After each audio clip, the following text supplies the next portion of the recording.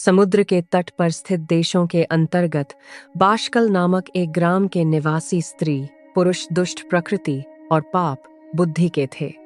पुरुष पशु वृत्ति के और स्त्रियां व्यभिचारिणी थीं।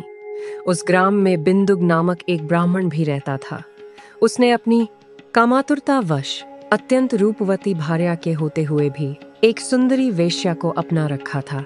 आसक्त वह ब्राह्मण अपनी पत्नी से धीरे धीरे विमुख होता गया। कुछ समय तक तो ब्राह्मण की पत्नी चंचला काम के वेग को सहन करती रही, परंतु उस युवती के लिए सदा के लिए अपनी इंद्रियों पर नियंत्रण रखना संभव न हुआ। फलतः वह एक जार से रति करने लगी। एक रात्रि को बिंदुक ने अपनी पत्नी को परपुरुष के साथ रमण करते हुए देखा तो वह क्रोध से विह्वल हो उठा। जार पुरुष तो वहां से भाग गया और अब बिंदुक अपना सारा क्रोध अपनी पत्नी पर उतारने लगा तथा मुट्ठों से उसकी पिटाई करने लगा। चंचला ने अपने पति से विनयपूर्वक कहा कि जब आप मुझ जैसी पतिव्रता और रूपवती युवती को छोड़कर वेश्यागमन करते हो तो मैं कितनी दुखी होती हूँ। इसका आप अनुमान तो लगाइए कि भला मैं किस प्रकार सुदीर्घ काल के लिए काम पीड़ा को सहन कर सकती हूँ। ये सब आप सोच समझ कर बताइए। पत्नी के वचनों को सुनकर दुर्बुद्धि बिंदुक बोला, प्रिय, तुम्हारा विश्लेषण सत्य है। तुम निर्भय होकर जार पुरुषों के साथ विहार करो, परंतु उन्हें रति सुख देकर बदले में उनसे धन कमाओ। उस धन से हम दोनों का बहुत लाभ होगा। चंचला ने पति की आज्ञा को स्वीकार कर लिया और फलतः दोनों कुकर्मी हो गए। समय आने पर बिंदुक की मृत्यु हो गई और वह नरक में अनेक दुहक भोग कर पिशाच योनि में उत्पन्न हुआ। चंचला का यौवन भी परपुरुष का संग करते करते बीत गया। एक बार वह अयाचक भ्रमण करती हुई गोकर्ण क्षेत्र में आई और वहां उसने मंदिर में एक पंडित जी को कथा बाँचते हुए देखा। वह वहां बैठकर दत्तचित्त होकर कथा सुनने लगी। उसने कथा में जार पुरुषों में आसक्त स्त्रियों के दुष्परिणाम नरक भोग की व्यथाजनक बात ज्यों ही सुनी त्यों ही वह कांप उठी।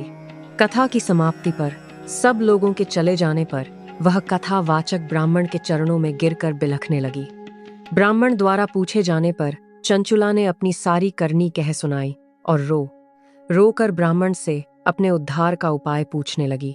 ब्राह्मण ने कहा कि जिस शिव पुराण की कथा को सुनकर तुम्हारे चित्त में विवेक जागृत हुआ है, उसी पुराण को सुनने से तुम्हारा मोक्ष हो सकता है।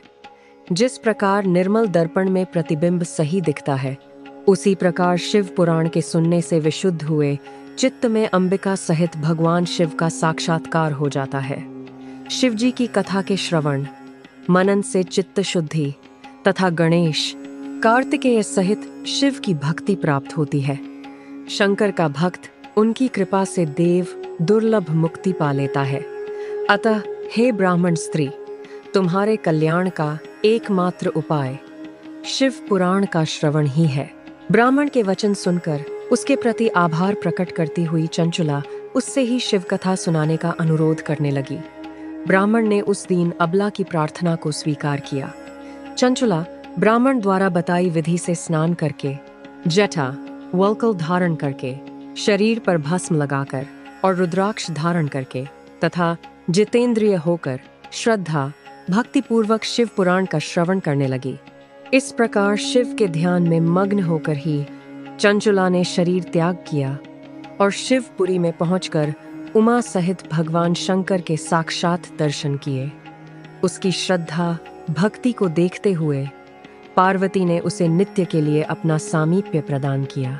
एक दिन उसने दया करुणा की स्रोतस्विनी भगवती पार्वती से अपने पति के संबंध में जिज्ञासा की तो भगवती ने उसे बताया कि बिंदुक नरक की अनेक यातनाएं भोगने के उपरांत इस समय पिशाच योनि में पड़ा हुआ कष्टमय जीवन बिता रहा है। ये सुनकर चंचला खिन्न और उद्विग्न हो उठी। वह भगवती की अनेक प्रकार से स्तुति वंदना करके उनसे अपने पति के उद्धार की याचना करने लगी।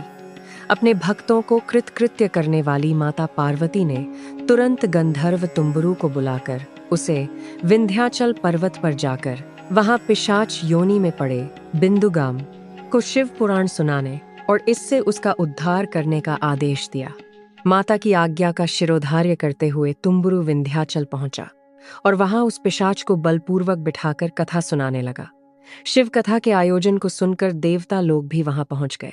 इससे श्रोताओं का वहां एक सुंदर समाज जुट गया। तुम्बुरु से शिव कथा सुनकर जहां अन्य सभी उपस्थित सज्जन कृतकृत्य हो गए, वहां बिंदुक निष्पाप होकर पिशाच योनि से मुक्त हो गया।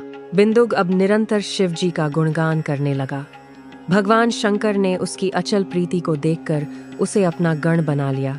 सूत जी बोले, हे शौनक महाराज, इस प्रकार इस शिव पुराण की कथा बड़े से बड़े पापियों का उद्धार करके उन्हें सद्गति प्रदान करने वाली है।